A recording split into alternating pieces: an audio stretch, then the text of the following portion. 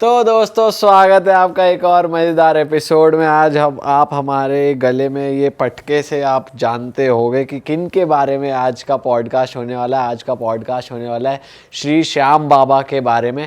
और हमें बहुत ही प्रिसाइज़ और बहुत ही एक्यूरेट नॉलेज चाहिए थी श्याम बाबा के बारे में, तो इसलिए हमने आज जिनको इनवाइट किया वो भी बहुत स्पेशल गेस्ट हैं। वो हमारे श्याम बाबा के रिंगस मंदिर के, जो प्राचीन रिंगस मंदिर है, उसके ट्रस्टी हैं राहुल जी। और साथ ही साथ आप हमारे सेकंड गेस्ट को तो बड़ी बखूबी जानते हैं, एस्ट्रो हेमंत जी। ये हमारे यहाँ गेस्ट रहे हैं एज एन एस्ट्रोलॉजर, बट इन्होंने हमसे कहा कि जी आप श्याम बाबा के बारे में थोड़ा और लोगों को जाने, इसलिए एक पॉडकास्ट करो।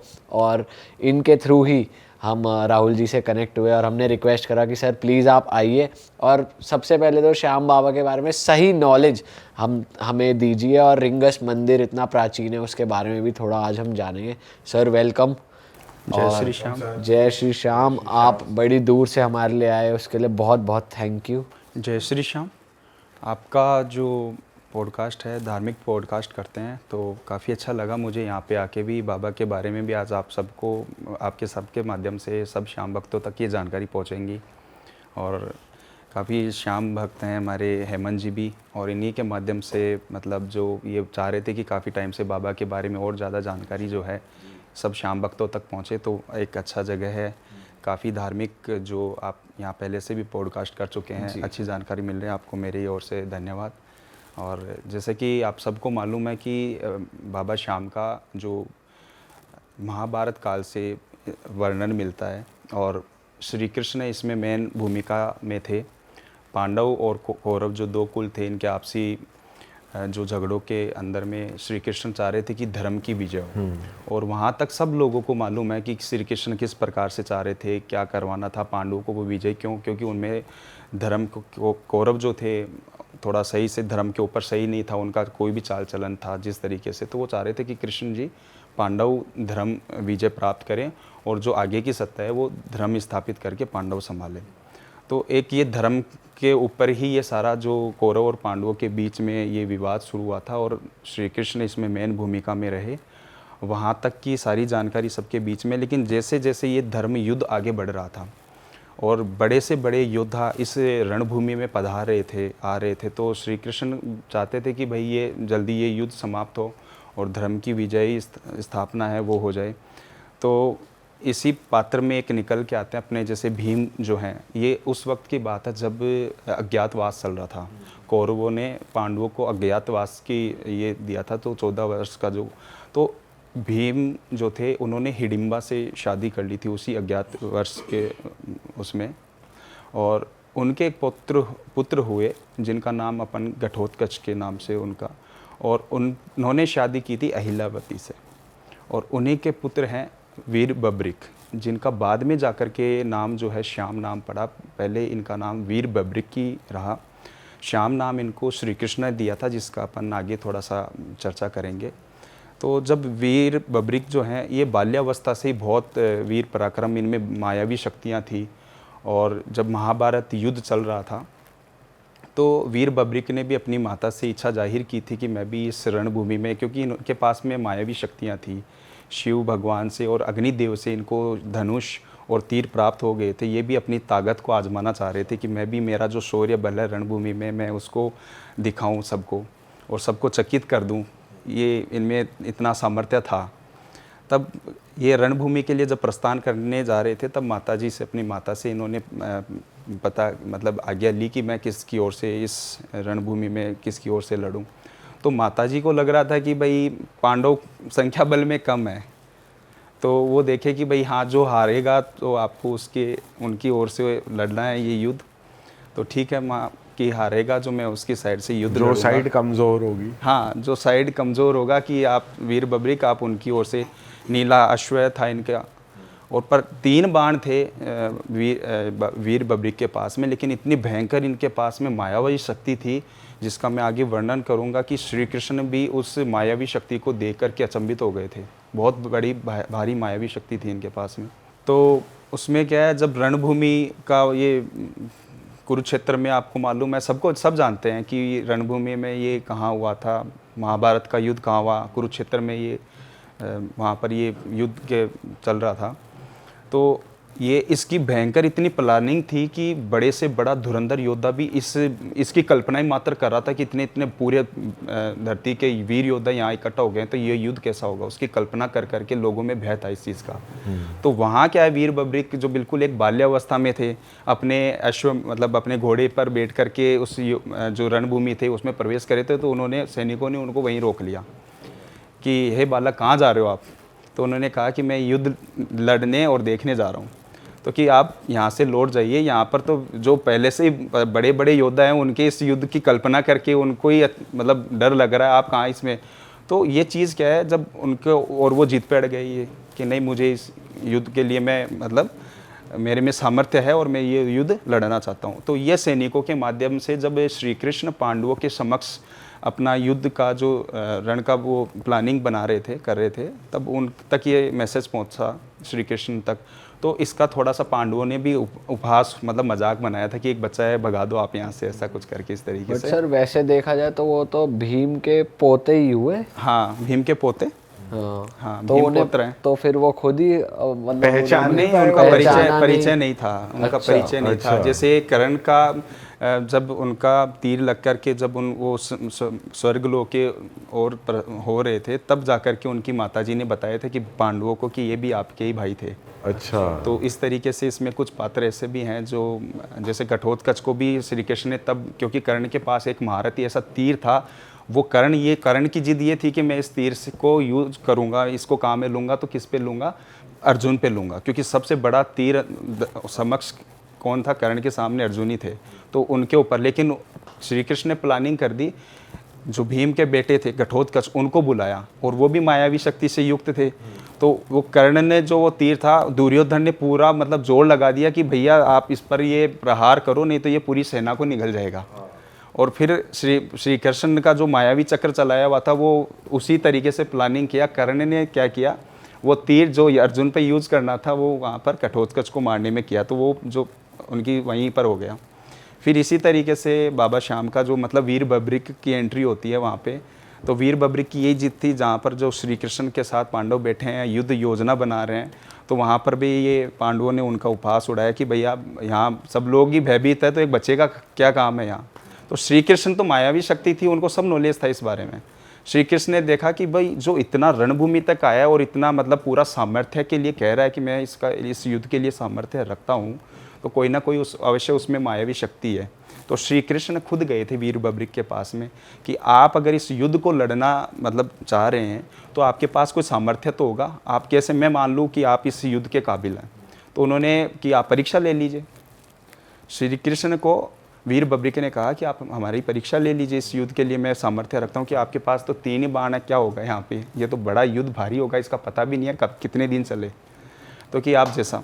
तो श्री कृष्ण ने क्या किया, एक पीपल का वृक्ष था, वहाँ से उनको कहा वीर बब्रिक को कि आपको एक ये तीर से ही इस पीपल के जितने भी पत्ते हैं वो छेदित करने हैं, तो मैं आपका सामर्थ्य मानूंगा कि वाकई में आप इस युद्ध में सामर्थ्य रखते हैं, इस युद्ध को लड़ने की कला है आप में।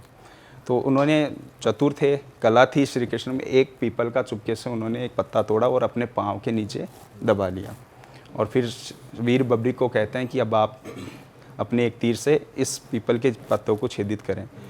वीर बब्रिक मायावी थे और तीनों बाणों में मायावी शक्ति थी, जिसका मैंने आपको शुरू में बताया था कि कैसी माया है, वो बताता हूँ अब। तो उसी एक बाण से वीर बब्रिक ने पीपल के सारे पत्ते हैं वो छेदित कर दिए थे। लास्ट में आकर के श्री कृष्ण के पाँव के ऊपर वो तीर रुक जाता है। अच्छा। और अब वीर बब्रिक श्री कृष्ण से प्रार्थना करते हैं कि हे माधव, हे वासुदेव श्री कृष्ण, आप अपना पाँव हटा लीजिए, नहीं तो ये अपना लक्ष्य भेदेगा, वो और हो सकता है कि आपके ये पाँव को भी छेदित करके अपने लक्ष्य को भेद करे। तब श्री कृष्ण को मालूम चल गया था कि ये कोई मायावी शक्ति है, इसके पास में ये युद्ध लड़ने का मतलब भारी सामर्थ्य रखता है, ये बहुत भारी शक्ति है इसके पास में। लेकिन अब उनसे फिर ये सामर्थ्य जब जान पड़े श्री कृष्ण, तो श्री कृष्ण को ये भी उतावली हो गए कि भाई कैसे मैं इनका पता करूं किस पक्ष के ओर लड़ रहे हैं। तो वीर बब्रिक का वही माताजी से उनको आज्ञा मिली हुई थी कि भाई जो हारे उसकी साइड से आपको युद्ध लड़ना है। अब यह वीर बब्रिक जी से उन्होंने सुना, अचंभित पड़ गई। थोड़ा सा उनको ये चिंता बढ़ गई श्री कृष्ण की कि मैं तो धर्म विजय करा करके धर्म की स्थापना कराना चाहता हूँ। कौरव हारेंगे तो ये कौरवों की साइड से हो जाएंगे और लड़ेंगे उनकी ओर से, और कौरव की साइड से लड़ेंगे तो धर्म की स्थापना होगी कहाँ, मतलब धर्म विजय होगा ही कहाँ। तो ऐसा हो गया था कि अगर वो उनकी तरफ से लड़ते हैं तो फिर हार सकती थी बिल्कुल, पांडवों की क्योंकि साइड। श्री कृष्ण को मालूम था, इसीलिए तो उन्होंने ये फिर सारी लीला रची। हाँ श्री कृष्ण को यही तो मतलब डर सताने, मतलब ये मन में भय आ गया था कि अगर मैं चाहता हूँ कि पांडव जीते, धर्म की विजय हो, धर्म की विजय हो, अधर्म का नाश हो, मतलब अधर्म की हानि हो और पराजय हो अधर्म की, तो लेकिन अगर वीर बब्रिक अगर वो हारे हुए के साथ में लड़ेंगे तो मैं जो सोच रहा हूँ, मैं जो चाह रहा हूँ वो तो होगा नहीं। तो श्री कृष्ण ने फिर इस तरीके की एक माया रची, और माया ऐसी रची कि जहाँ पर वीर बब्रिक रुके हुए थे वहाँ पर जा कर के, क्योंकि उनको मालूम पड़ गया था सब कि मैं जो चाह रहा हूँ ये ये बालक है ये नहीं होने देगा, ऐसा मैं हराऊँगा कौरवों को, और ये कौरवों की साइड से युद्ध लड़ेंगे तो मैं जो चाह रहा हूँ वो नहीं हो पाएगा। तो फिर जो श्री कृष्ण है उन्होंने एक मायावी वेश बना करके एक ब्राह्मण का वेश बनाया और वीर बब्रिक के समक्ष भिक्षा के लिए गए, और उन्होंने कहा कि मुझे इस तरीके से जो भिक्षा है वो चाहिए।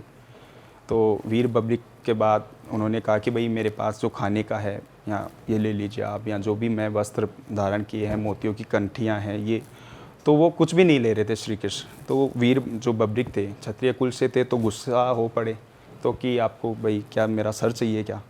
तो श्री कृष्ण को उसी वक्त वही बुलवाना था, मायावी उनकी सब रचना रची हुई थी। जैसे ही उन्होंने कहा कि हाँ मुझे यही चाहिए। अब वीर बब्रिक जो इतनी मायावी शक्ति रखते हैं तो वो भी थोड़ा समझदार थे कि अगर एक ब्राह्मण को मेरे सर की क्या आवश्यकता है, मेरे सर की क्या आवश्यकता है एक ब्राह्मण को, तो वो समझ गए थे। और उनको ब्राह्मण देव को हाथ जोड़कर उन्होंने निवेदन कर दिया था कि एक ब्राह्मण देव को तो मेरे सर की कोई आवश्यकता नहीं है, इस रूप में जो भी आप मायावी शक्ति हैं वो मेरे सामने प्रकट हों, मैं आपके दर्शन करना चाहता हूँ। उसी वक्त महाभारत के अंदर में उस युद्ध से शुरू होने से पहले भी ये जो श्री कृष्ण है इनका मायावी जो विराट स्वरूप जो दर्शन था वो सबसे पहले अपने वीर बब्रिक को इनको मिला देखने को। और वीर बब्रिक उस दर्शन को पा करके धन्य हुए और उनको कोटि कोटि नमन करके, और उन्होंने कहा कि बस मैं एक इच्छा लेके ज़रूर आया था कि ये युद्ध मैं लड़ूँ देखूं, तो मेरी कम से कम इस युद्ध को देखने की तो इच्छा है। मतलब उन्होंने मांगा ना शीश का, तो कि मैं आपको दान तो कर दूंगा, मतलब जो मेरा शीश है मैं आपको काट करके दे तो दूंगा, पर मेरी इच्छा है। तो उन्होंने कहा था कि बिल्कुल ये इच्छा मैं पूरी करूंगा आपकी। तो जैसे ही श्री वीर बब्रिक ने अपना शीश का जो मतलब अपना कटार निकाल करके अपना गला श्री कृष्ण को सौंपा, काट करके अपना दान दिया शीश का, श्री कृष्ण ने सबसे ऊंची पहाड़ी पर उनकी वो जो शीश है वो वहाँ पर रखा कि आप ये जब तक युद्ध चलेगा तब तक आप इस युद्ध को देखोगे वहाँ पर। और इस तरीके से युद्ध चलता रहा और काफ़ी इसमें नरसंहार हुआ, बहुत सारे वीर योद्धा इस भूमि के मारे गए। और जब श्री कृष्ण की सारी मायावी रचना जिस तरीके से उन्होंने प्लानिंग की थी, धर्म का विजय उन्होंने करा करके धर्म की स्थापना करना चाह रहे थे, उसी तरीके से सारा उनके पक्ष में ये सब जाता रहा। और अंततः जब पांडवों की विजय हो गई तो पांडवों में क्या है, उस विजय को लेकर के बहुत ज़्यादा उत्साह था, बहुत ज़्यादा अहंकार था। तो श्री कृष्ण को ये लगा कि ये तो मतलब जैसे अर्जुन बात करें कि मैंने मेरे जो बाण है मतलब तीर, उनके पास में इसी ये कला थी। भीम के पास में जैसे गदा का इनका प्रभाव था, बलशाली थे, तो वो सब लोग अपने अपने उसमें तारीफ़ करें। श्री कृष्ण को आभास हुआ कि पांडव अब अपनी विजय को लेकर के इसमें ये घमंड में चूर हो रहे हैं, इनको ज्ञात नहीं है कि क्या हुआ। तो श्री कृष्ण ने कहा कि आप सब ये कैसे मतलब कह सकते हैं कि आपने विजय दिलाई या आपके बल के कारण या आपके शौर्य के कारण ये विजय मिली है। ये तो वही बता सकता है जिसने ये पूरा इस रणभूमि में पूरा युद्ध देखा हो। तो फिर आपस में पता लगा कि भाई ऐसा कौन व्यक्ति है, हम सब तो रणभूमि में थे, ऐसा कौन व्यक्ति है जिसने पूरा युद्ध देखा कि है कोई। तो उन्होंने श्री कृष्ण ने बताया कि वीर बब्रिक हैं जिन्होंने ये पूरा युद्ध देखा है। तो सारे पांडवों को लेकर के श्री कृष्ण वीर बब्रिक के पास जाते हैं और पूछते हैं कि भाई इसमें विजय कैसे हुई। तो वीर बब्रिक जिनको तो सब नज़र आ रहा था, मायावी दृष्टि थी, सब नज़र आ रहा था कि इसमें किसी का कोई बल नहीं है। श्री कृष्ण, आपका सुदर्शन चक्र है जो मैंने सब पापियों का नाश करते हुए देखा है, इसमें किसी का कोई बल नहीं है। ये सब लोग जैसे जो अहंकार में चूर हो रहे हैं, इसमें मैंने एक ही चीज़ देखी कि आपका सुदर्शन चक्र हर पापी का नरसंहार कर रहा था और आपने सब पापियों का नाश कर दिया और ये धर्म की आपने विजय करवाई। तो इस चीज़ से श्री कृष्ण खुश हुए थे और अपने जो वीर बब्रिक हैं इनको अपना नाम दिया था कि आप मेरे नाम से पूजे जाएंगे। और जैसे जैसे कलयुग बढ़ेगा आपकी महिमा, आपका जो स्थान है वैसे वैसे ही वो बढ़ेगा इसमें। और एक ये था कि जब कि कलयुग के अंदर में ही जो खंडेला नगरी है वहाँ पर धार्मिक प्रवृत्ति के जो राजा होंगे उनके शासन काल में मतलब आपकी प्रतिमाओं का जो है उसमें जो प्रकट होंगी और तब से आप पूजे जाएंगे वहाँ पर। तो वहाँ पर शीश का दान कुरुक्षेत्र जैसे वहाँ पर अपने युद्ध भूमि के वहाँ हो ही गया था। और ये फिर कलयुग आया। कलयुग के आने के बाद में लगभग आज से 1000 वर्ष पुरानी बातें हैं ये, जब बाबा श्याम की प्रतिमा को खोजा गया था। और वो खोजने का भी तरीका सब श्याम भक्तों को मालूम है कि एक गाय हुआ करती थी जो अपने शाम को जब चारा खा करके जब लौटती थी तो एक गाय अपने आप ही अपना उस झुंड से साइड होकर के एक इस रेतीला जो टीला था वहाँ पर जा कर के तो उसके थन से जो दूध है वो अपने आप उस ज़मीन में रिश्ता था। अच्छा। हाँ, उसमें क्या है फिर वो जो रिश्ता था तो ग्वालों में भी एक ये थोड़ा सा संशय हो गया था क्योंकि उस वक्त ये लगता था ना कि पता नहीं कौन सी शक्ति है, ऐसा क्या यहाँ पर है इस भूमि के अंदर में कि ये गाय का जो दूध है वो अपने आप इसमें जाता है। तो फिर राजा ने आदेश दिए कि भाई इस तरीके से जो भी है जो क्या चीज़ है उसको खोद करके हमें देखना चाहिए। तो फिर आकाशवाणी हुई कि बाबा श्याम जिन्होंने महाभारत में अपना शीश का दान दिया था वो श्री कृष्ण अवतार, तो वो प्रकट हो रहे हैं बाबा श्याम। और बड़ी धूमधाम से बाबा श्याम की प्रतिमा को वहाँ से खोद करके निकाला गया, विराजमान किया गया। लगभग यूँ मानो आप आज से लगभग 300 साल पहले तक बाबा श्याम की जो प्रतिमाएं हैं उनको कच्चा जो मिट्टी का मकान है उसी तरीके का एक मंदिर था, उसी में विराजमान की गई, पूजा होती रही। और जिसमें एक प्रतिमा मैं बताऊंगा आपको, सब लोग जानते ही हैं खाटू है, एक प्रतिमा वहाँ जो रिंगस में भी विद्यमान है, प्राचीन श्याम मंदिर रिंगस धाम में। और फिर आज से अगर बात करें अपन 17वीं सदी की, रिंगस थोड़ा सा महत्व क्या रखता है रिंगस में भी मोस्टली सब लोगों ने, जितने भी श्याम भक्त हैं सब जानते हैं। और रिंगस का महत्व क्या है मैं उसके बारे में बताऊंगा।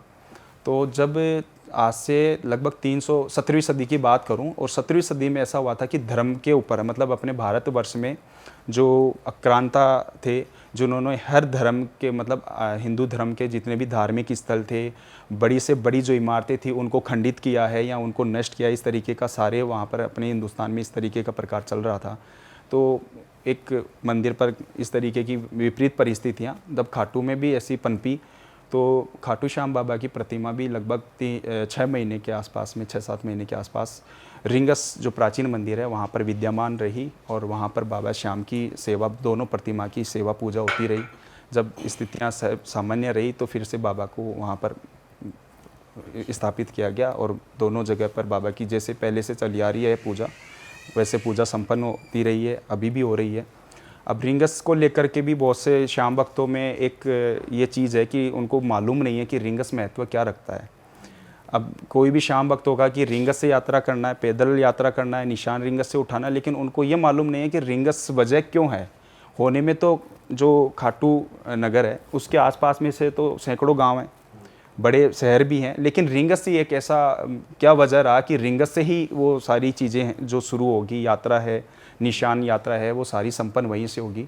तो उसका मेन जो कारण है, मेन वजह है वो रिंगस के बाबा श्याम है, जो प्राचीन मंदिर में विद्यमान बाबा श्याम की प्रतिमा है वो है। बहुत ही प्राचीन काल से वहाँ पर बाबा श्याम की वो प्रतिमा विद्यमान है। और उसी मंदिर में जैसे कि हेमंत जी ने भी बताया था, ये वहाँ पर बाबा श्याम के रिंगस आते रहते हैं, रिंगस से फिर दर्शन करके खाटू को जाते हैं। तो इनको वहाँ जैसे हमसे जो बाबा श्याम के रिंगस मंदिर आते हैं उनको इस बारे में जानकारी है कि वहाँ पर महत्व क्या है रिंगस मंदिर में, कि वहाँ पर एक मात्र रिंगस श्याम मंदिर है जहाँ पर बाबा के दोनों शीश का जो दोनों प्रतिमा है उनका लगभग 6 से 7 महीने तक एक साथ पूजा हुआ। और ये एक विशेष महत्व रखता है रिंगस श्याम मंदिर। आज भी वो पावर महसूस होती है। और ऐसा भी है कि दर्शन पूरे नहीं होते अगर आप बिल्कुल, डायरेक्ट यात्रा जैसे तो वहाँ पूरी चले करनी चाहिए ना। देखो अब आप बहुत से ऐसे धार्मिक अपने स्थान हैं, मैं अपने भारतवर्ष की बात कर रहा हूँ कि जिसमें ऐसे काफ़ी सारे धार्मिक स्थान हैं जहाँ पर पहले जैसे कोई आप माता जी के जा रहे हैं तो फिर वहाँ पर एक भैरव मंदिर भी है, तो वहाँ पे भी दर्शन के लिए जाते हैं। तो ऐसी काफ़ी सारी जगह हैं।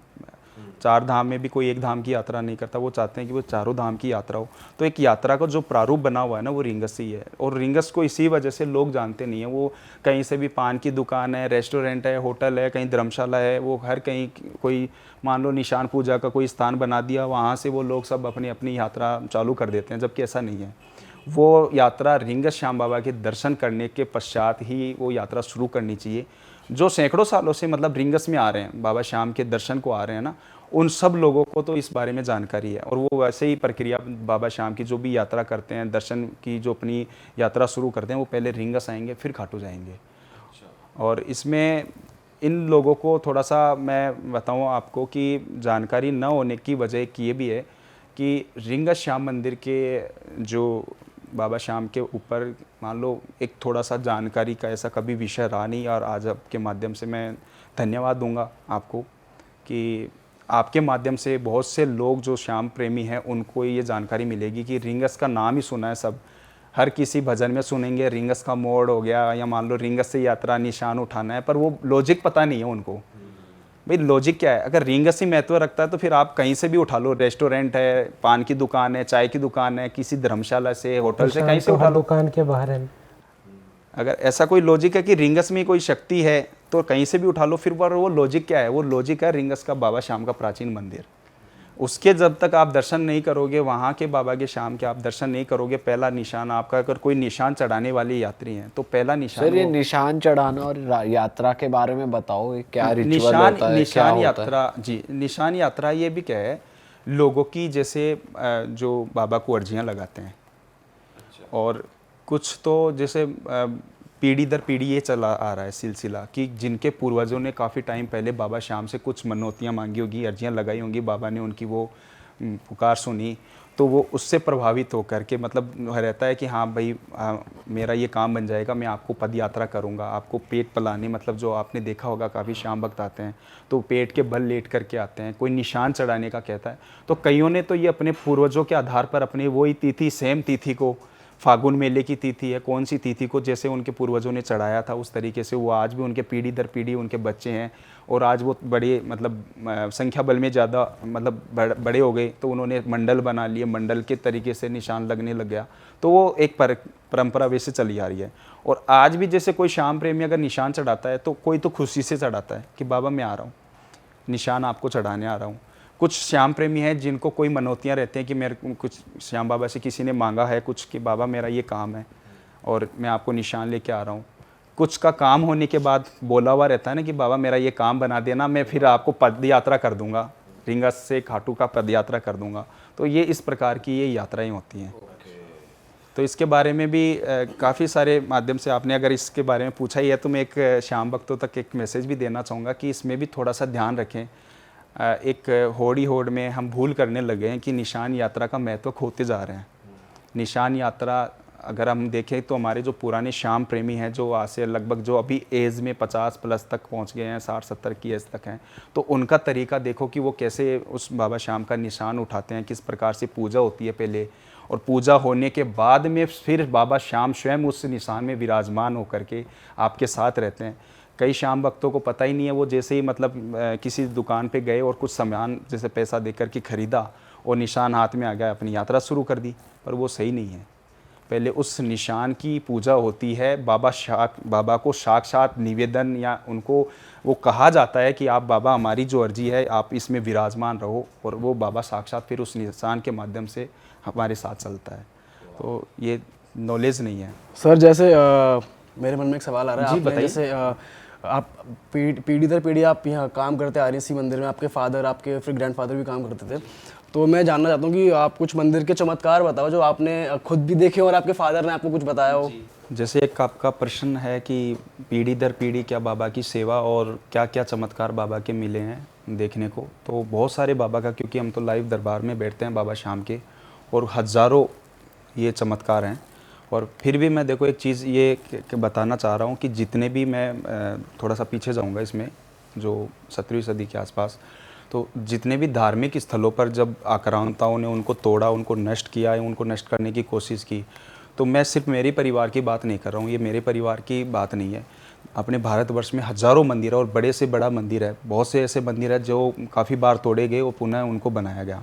तो सबसे पहले तो देखो मैं आज मेरी इस हृदय से और उनको सबको चरण वंदन करता हूँ जिन्होंने उन विकट परिस्थितियों में वो नज़ारे अगर आज अपन सोचें भी तो बहुत हृदय मतलब खड़े अपन सोच भी नहीं सकते, इतने हृदय विदारक वो घटनाएं हैं।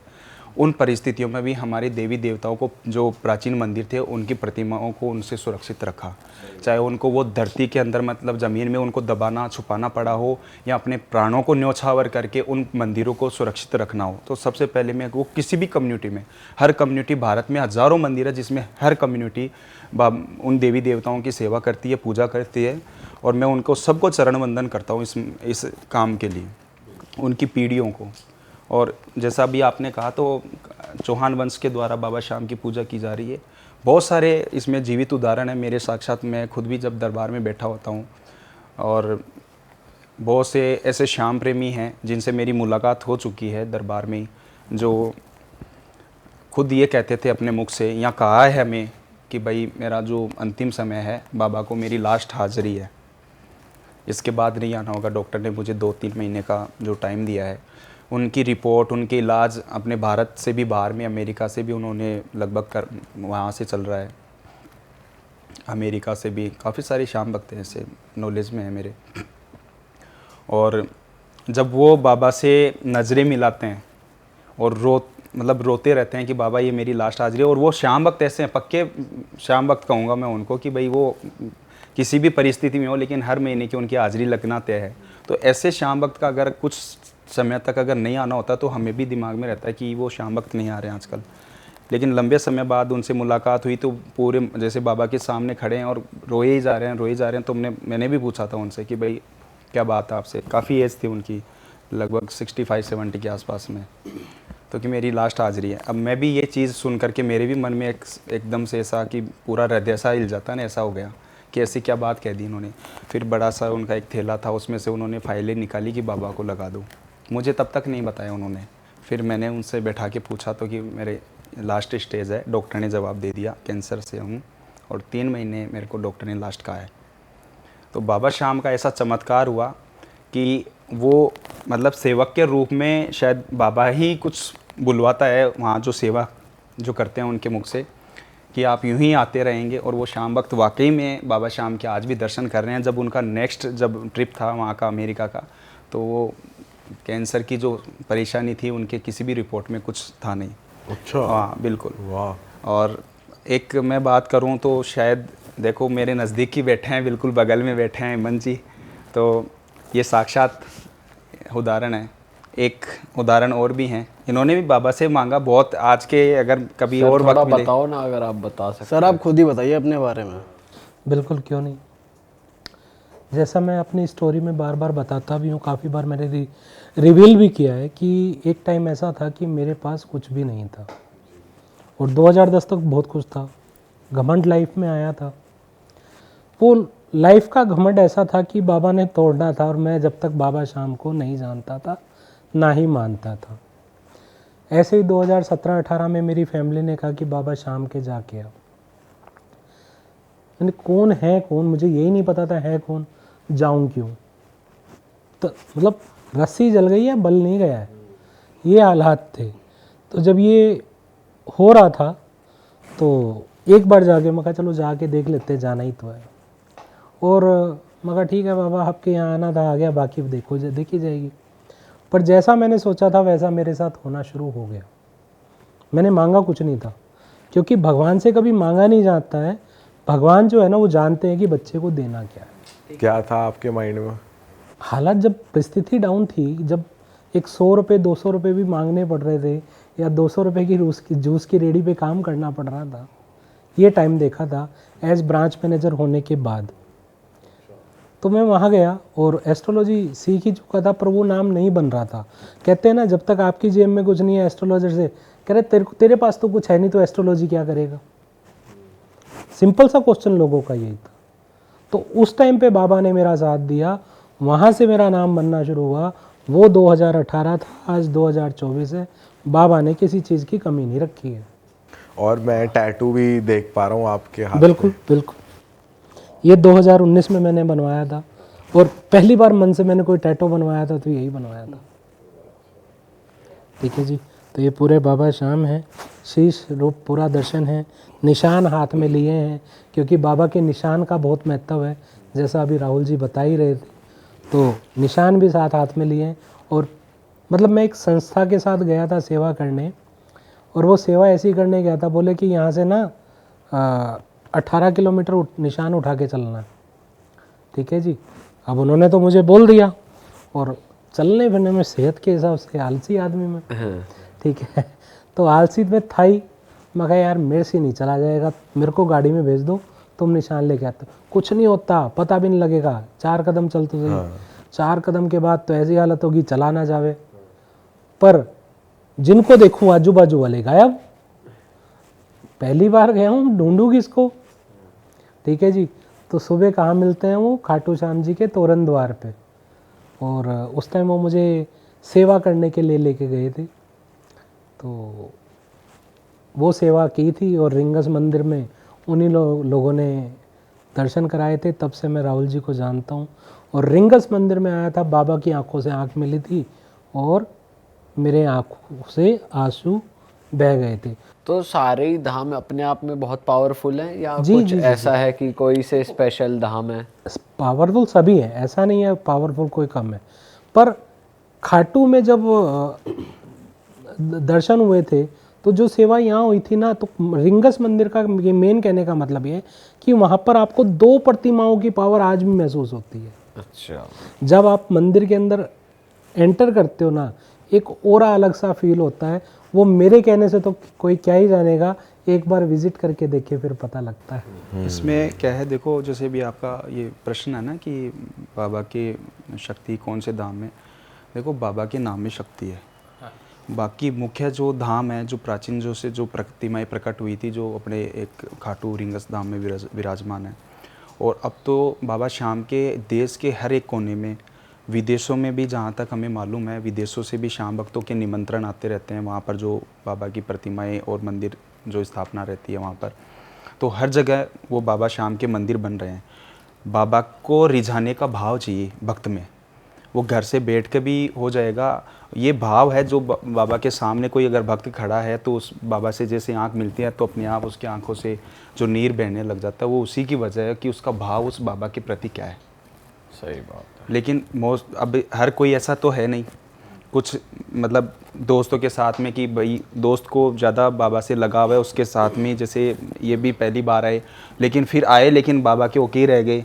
तो अलग, हर भक्त का अलग अलग भाव है। कोई मांगने आता है, कोई बाबा को सिर्फ उनके दर्शन करने आता है, कोई खुश होके कि बाबा खूब दे दिया, बस तेरे दर पे आ रहा हूँ। तो हर भक्त का अलग भाव रहता है उसमें।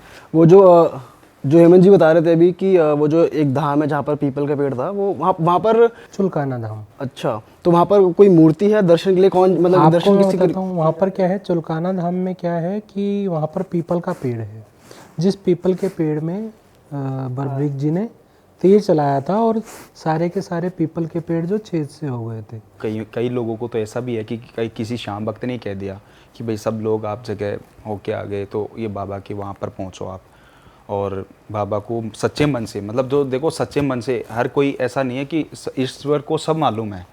किसी के लिए अगर अब मैं मेरा लाभ के लिए लेकिन मांग भगवान से वो रहा हूँ कि किसी का मंगल हो जाए, तो ये ईश्वर भी नहीं चाहेगा, वो आपको देगा नहीं। आप अपने बेहतर के लिए, समाज कल्याण के लिए, जो आप सबको सृष्टि को जन कल्याण हो, तो वो चीज़ें ईश्वर देता है। ऐसा नहीं है कि उसका नाश हो जाइए, उसमें ईश्वर आपका कभी साथ नहीं देगा।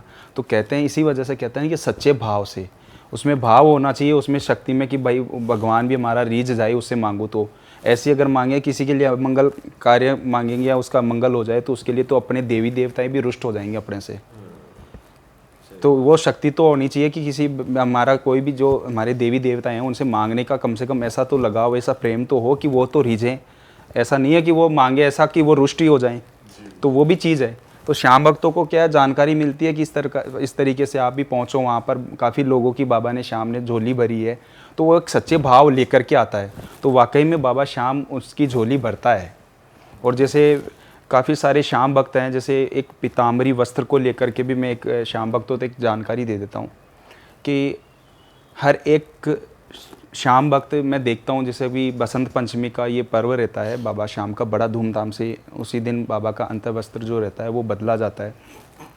उसी अंतर्वस्त्र का जो पीताम्बरी स्वरूप जो बाबा का, उसी पोशाक का जो मतलब जो धारण करते हैं, उस वस्त्र का छोटे छोटे रूप में उस वस्त्र को सबको दिया जाता है।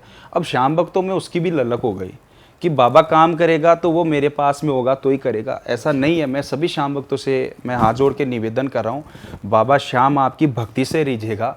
वो चीज़ है, वो कई मायनों में वहाँ के सेवक जो हैं, बाबा के सेवक जो हैं, भक्त की पीड़ा को समझ करके वो स्वयं देते हैं, तो वो असरकारक भी है। ऐसा नहीं है कि वो लेकर के आपका कुछ मतलब वो कार्य बनेगा नहीं, हाँ, पर उसके लिए लगाओ, इतना मत लगाओ कि वो बने हमारे पास आ गया तो ये हमारी बाबा सुनेगा, नहीं, बाबा सुनेगा, लेकिन वो कम से कम उन जो ज़्यादा पीड़ा में है, कम से कम उन लोगों के लिए छोड़े हम, क्योंकि वो बहुत लिमिट में जो वस्त्र होता है फिर आपको चाहिए। ऐसे तो कोई भी, मैंने सुना है श्याम भक्तों से ही, बाज़ार में भी आजकल इस तरीके से हो गया, तो मैं उनसे भी निवेदन करूंगा कि श्याम भक्त के किसी, क्योंकि नाम में तो शक्ति है, वो बाज़ार वाला भी चाहे कुछ बाबा के नाम का अगर वो कुछ भी उनको दे दिया ना, भक्त का नाम उसका हो गया, मेरे मालिक का हो गया कि बाबा श्याम का है, तो बाबा श्याम का ही है।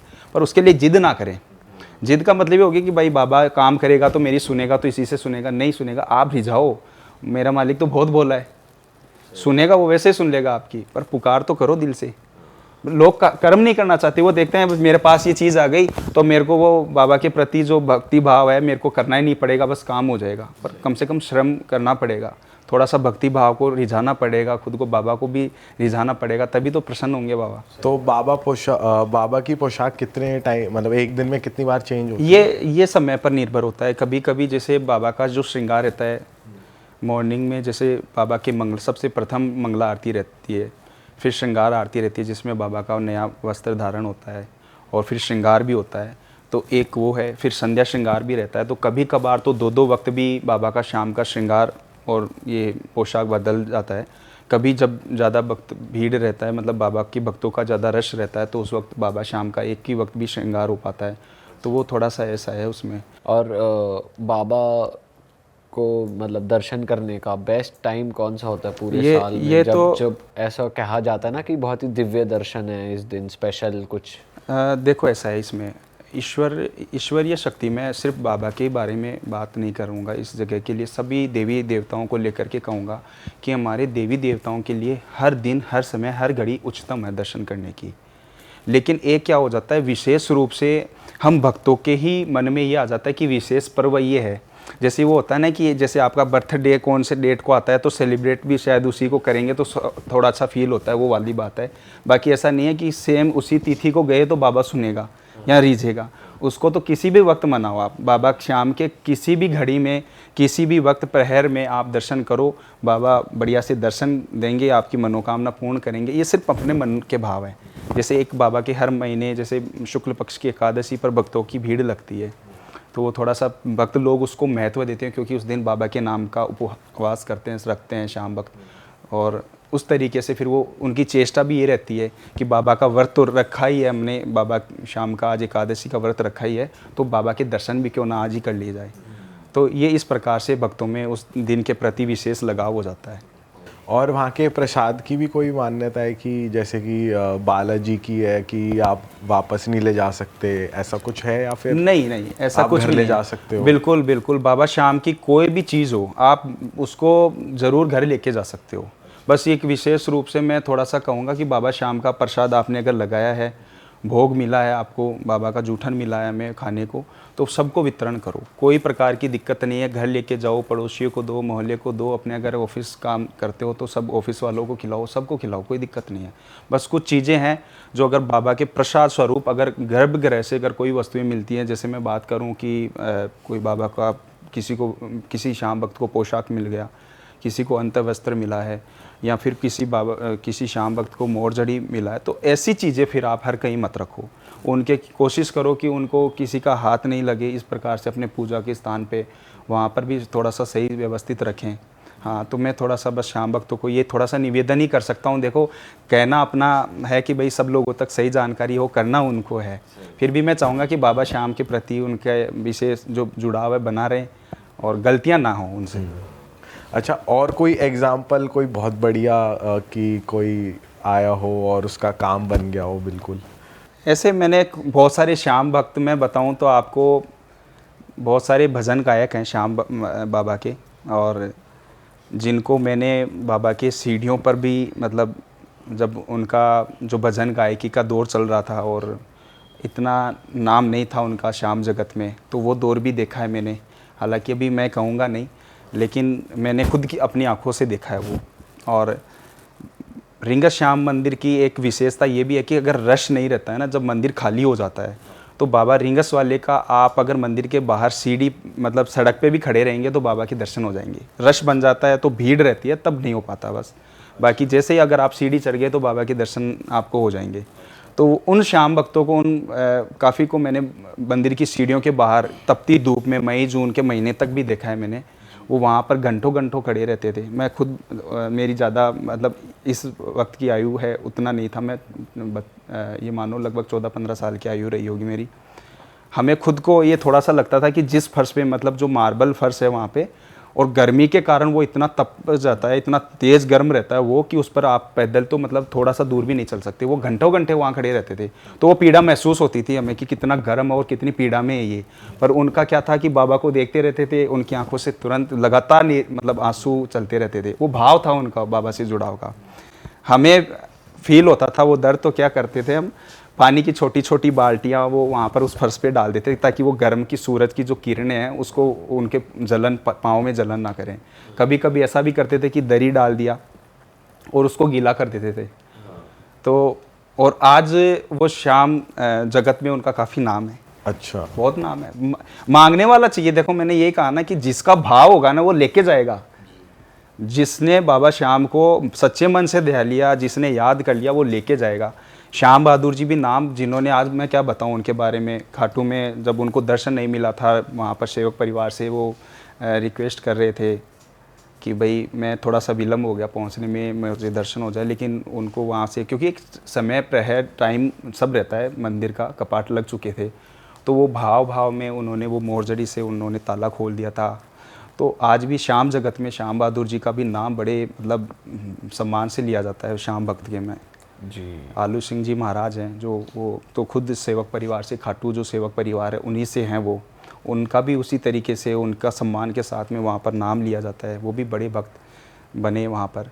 और शायद स्तुति में जो मतलब हमारे उन जो बाबा श्याम की स्तुति है उनमें उनका नाम आता है। श्याम बहादुर जी का भी नाम है आरती में, इनमें।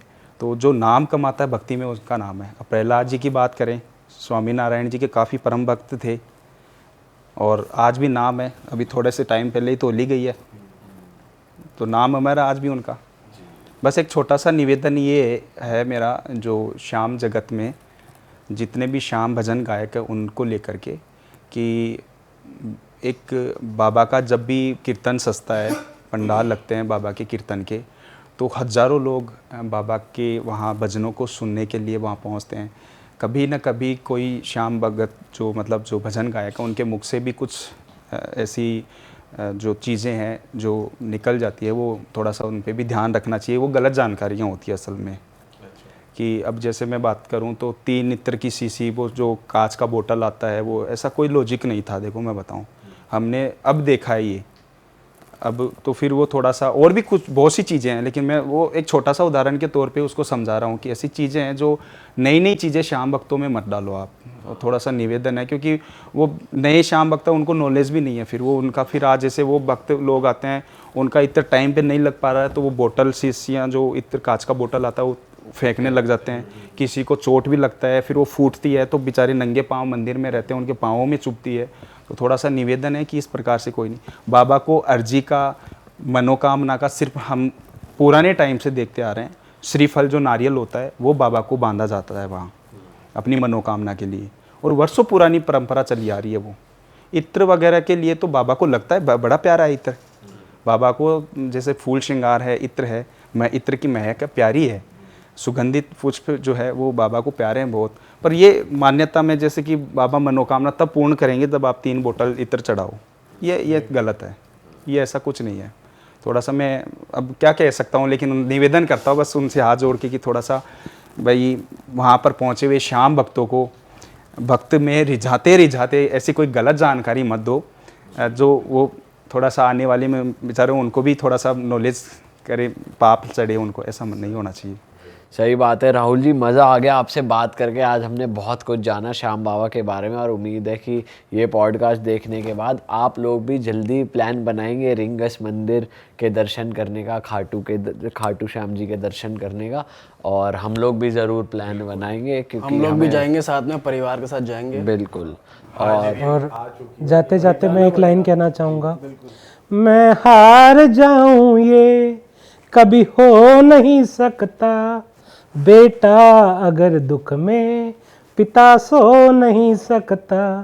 तो इसलिए कहते हैं क्या, हारा हूँ साथ निभाओ ना बाबा, मुझको भी गले से लगाओ ना बाबा, देने हो जब बाद में आंसू, मुझको भी गले से लगाओ ना बाबा। वाह वाह वाह वाह वाह सर, मज़ा आ बहुत गया। बहुत शुक्रिया हेमंत जी एंड आपका भी चौहान जी, आप लोग आए। और मैं तो जेन्युइनली बताऊं, हम लोग बहुत ब्लेस्ड फील कर रहे हैं, बहुत लकी है हम लोग को, बैठे बैठे दर्शन हो गए यहाँ पे, आप लोग हमारे लिए लेकर आए हैं, बहुत ही अच्छा लगा हमें।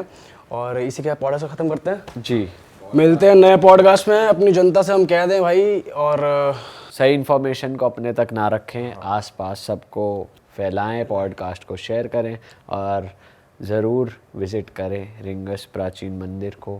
हाँ भाई, अपनी यात्रा सही और रखें। रोजाना दर्शन के रिंगस लिए से- रोजाना दर्शन के लिए राहुल सर की इंस्टा आईडी को भी वो follow कर तो सकते स्क्रीन पे आ ही रही थी और डिस्क्रिप्शन में भी हम लिंक लगा देंगे, तो आप दर्शन कराते हैं भक्तों को रोज़?